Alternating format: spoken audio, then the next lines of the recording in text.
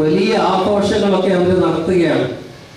1912 നടന്ന ഒരു സംഭവം, അതിനെക്കുറിച്ച് വിശദമായിട്ട് അവർക്ക് ഒരു മറുപടിയും പറയാൻ കഴിയാത്ത തരത്തിൽ വാദിക്കുന്ന, സത്യം വിളിച്ചു പറയുന്ന നമ്മുടെ അഭിമാനമായ വന്യ ഉലയിൽ കോർപ്പിസ്കോപ്പാച്ചൻ ഇന്നലെ വിശദമായിട്ട് പ്രതിപാദിച്ചു.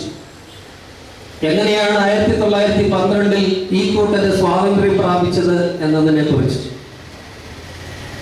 ഒന്നും വേണ്ട, റിട്ടയർ ചെയ്ത് സുഖമായിട്ട് ശിഷ്ടായുസ് കഴിയുവാൻ തീരുമാനിച്ചിരുന്ന ഒരു പിതാവിനെ നിർബന്ധിച്ച് ചില അഭിഷേകമൊക്കെ നടത്തി വാഴിച്ചു എന്ന് പറയുന്ന ഒരു പിതാവിന് സ്വന്തം പള്ളിയിൽ കയറാനായിട്ട് സാധിച്ചു. ഇന്ന് തർക്കഭൂമിയായിരിക്കുന്ന വിഷയമായിരിക്കുന്ന ഈ Kolenchery Saint Peter's and Saint Paul's പള്ളിയിലെ ഇടവകാംഗമായിരുന്ന ആ പിതാവിന് ഇങ്ങനെ ഒരു പട്ടക്കൊടയ്ക്ക് തലവെച്ചു കൊടുക്കേണ്ടി വന്നു. എന്നാൽ അദ്ദേഹത്തിന് സ്വന്തം മാതൃദേവാലയത്തിലേക്ക് കയറുവാനായിട്ട് സാധിച്ചില്ല. കാരണം Kolenchery Saint Peter's and Saint Paul's പള്ളി പരിശുദ്ധ അന്ത്യോക്യ സിംഹാസനത്തിന്റെ സ്വത്താണ് എന്നവിടെ എഴുതി വെച്ചിട്ടുണ്ട്. 1912 ഇങ്ങനെ ഒരു വേർതിരിവുണ്ടായപ്പോൾ സത്യസുറിയാനി സഭയിൽ നിന്ന് സ്വന്തം അമ്മയെ മറന്ന് സ്വന്തം അപ്പനെ മറന്ന് ഒരു കൂട്ടർ മാറി നിന്നപ്പോൾ അതിന്റെ പിറ്റേ വർഷം തന്നെ സത്യവിശ്വാസം സംരക്ഷിക്കുവാനായിട്ട് ഈ ദേവാലയം ഒരു ഉടമ്പടി ഉണ്ടാക്കി. 1913 ഉടമ്പടി, കോലഞ്ചേരി പള്ളിയുടെ ഉടമ്പടി സുവ്യക്തമായിട്ട് പറയുന്ന ഒരു കാര്യമുണ്ട്. ഈ പള്ളിയുടെ സ്ഥാപനോദ്ദേശം പരിശുദ്ധ അന്ത്യോക്യ സിംഹാസനത്തിന് കീഴിലുള്ള സത്യസുറിയാനി സഭയ്ക്ക് ആരാധിക്കുവാനുള്ളതാണ്. ആ സ്ഥാപനോദ്ദേശം വിട്ട് ആ പള്ളി മറ്റാർക്കും കൊടുക്കുവാനായിട്ട് നാം തയ്യാറല്ല. ഈ ചാനൽ ചർച്ചയിൽ പങ്കെടുക്കുന്ന ഈ അഭിവൃദ്ധി പിതാവ് ഒരു വലിയ ഔദാര്യം ചെയ്യാമെന്ന് പരസ്യമായിട്ട് പ്രഖ്യാപിച്ചു. എന്താണെന്നറിയാമോ? വേണമെങ്കിൽ ഒരു മതിൽ പൊളിച്ചു തരാം. നിങ്ങളുടെ ആരെങ്കിലുമൊക്കെ മരിച്ചാൽ ഈ മതിലിന്റെ നടുവിൽ കൂടെ ഒരു കെഴുത്ത ഉണ്ടാക്കി അതിനകത്തൂടെ നിങ്ങളുടെ ആളുകളെ അങ്ങോട്ട് വിട്ടെന്ന് പ്രാർത്ഥിക്കുന്നതിന് ഞങ്ങൾക്ക് വിരോധമില്ല. എന്തൊരു ഔദാര്യമാണ്! മതിൽ പൊളിക്കുവാൻ എവിടെ പോകേണ്ടതെന്ന് ഞാൻ പറയേണ്ട കാര്യമില്ല. ഇവിടെ നമ്മെ നയിക്കുന്ന ശ്രേഷ്ഠ പിതാവിന്റെ സെക്രട്ടറിയായി വളരെ കാലം അദ്ദേഹത്തോട് കൂടെ ചേർന്ന് പ്രവർത്തിക്കുകയും അദ്ദേഹത്തിന്റെ കാരുണ്യം കൊണ്ട് മാത്രം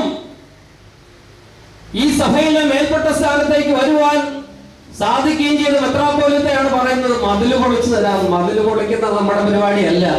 അല്ലായിരുന്നുവെങ്കിൽ തൃശ്ശൂരെ അരമനയുടെ മതിൽ എത്രയോ മുമ്പേ നമ്മൾ പൊളിച്ചത്. മൂവാറ്റുപുഴ അരമന ആരുടേതാണ്? യാക്കോബായ സുറിയാനി സഭയുടെ പരിശുദ്ധ അന്ത്യോക്യ സിംഹാസനത്തിന്റെ സ്വത്താണ്. ഗുരുത്വം നഷ്ടപ്പെട്ട ചിലര് അവിടെ ഇരിക്കുന്നുവെന്ന് മാത്രം. നമുക്ക് അവർക്ക് വേണ്ടി പ്രാർത്ഥിക്കാമെന്നല്ലാതെ നമ്മൾ മതിൽ പൊളിക്കുന്ന സംസ്കാരമുള്ളവരല്ല. നമുക്ക് വേണ്ടത് ആരാധനാ സ്വാതന്ത്ര്യമാണ്. പരിശുദ്ധ അന്ത്യോക്യ സിംഹാസനത്തിന്റെ കീഴിൽ എന്നാളും നിലനിന്നിരുന്ന 7-ാം നൂറ്റാണ്ട് മുതൽ നിലനിന്നിരുന്ന ഒരു ദേവാലയത്തെ കുറിച്ചാണ് നാം സംസാരിക്കുന്നത്. അവിടെ ആ സിംഹാസനത്തിന് വേണ്ടി ജീവിക്കുന്ന മരിക്കുവാൻ തയ്യാറുള്ള ഒരു വിശ്വാസ സമൂഹമുണ്ട്. 1600ഓളം സത്യവിശ്വാസികളുള്ള അന്ത്യോക്യ വിശ്വാസികളുള്ള ഒരു ദേവാലയത്തിൽ കേവലം 300 ഇടവകൾ മാത്രമുള്ള നെഗ്ലിജിബിൾ മൈനോറിറ്റി എന്ന് വിളിക്കാവുന്ന ഒരു ന്യൂനപക്ഷത്തിന്റെ അവകാശങ്ങൾ മാത്രം സംരക്ഷിക്കപ്പെടുന്ന വിധി നമുക്ക് അംഗീകരിക്കുവാനാവില്ല.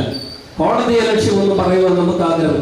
നമ്മൾ കോടതികളെ മാനിക്കുന്നു, വിധികർത്താക്കളെയും മാനിക്കുന്നു, അവരെയും ആദരിക്കുന്നു, ഈ വിധി എഴുതിയ ആളെയും നമ്മൾ മാനിക്കുന്നു. പക്ഷെ ഒന്നുണ്ട്, വിധികർത്താക്കളൊക്കെ ഒന്ന് ശ്രദ്ധിക്കണം. ആരാധനാലയങ്ങളുടെ കാര്യത്തിൽ പ്രത്യേകിച്ചും തർക്കമുള്ള ആരാധനാലയങ്ങളെ കുറിച്ചൊക്കെ വിധി എഴുതുമ്പോൾ ഒരു വലിയ മാതൃക നമുക്കറിയാം. എല്ലാവരും സൂക്ഷിച്ചാണ് ചെയ്യുക. നമ്മൾ ആവശ്യപ്പെടുന്നത് തുല്യനീതിയാണ്. ഒരു സമൂഹത്തെ മറുവിഭാഗത്തെ നശിപ്പിക്കണമെന്ന് നമ്മൾ ഒരിടത്തും ആവശ്യപ്പെട്ടിട്ടില്ല. അവർക്കും അവിടെ ആരാധനാ സ്വാതന്ത്ര്യം ഉണ്ടല്ലോ. എന്നാൽ നമ്മൾ കാലങ്ങളായി അനുഭവിച്ചുകൊണ്ട് വന്ന ആരാധനാ സ്വാതന്ത്ര്യം ഒരു സുപ്രഭാതത്തിൽ നിഷേധിക്കപ്പെട്ട് ഒന്നുമില്ലാത്തവരെ പോലെ, പ്രാർത്ഥിക്കുവാൻ പോലും അവകാശമില്ലാത്തവരെ പോലെ ഇറങ്ങിപ്പോകുവാനായിട്ട് പറഞ്ഞാൽ അതിന് അന്ത്യോക്യ വിശ്വാസികളെ കിട്ടില്ല എന്ന് ആവർത്തിച്ച് പ്രഖ്യാപിക്കുന്ന ഒരു പ്രാർത്ഥനായജ്ഞമാണ് ഇവിടെ നടക്കുന്നത്. അതുകൊണ്ട്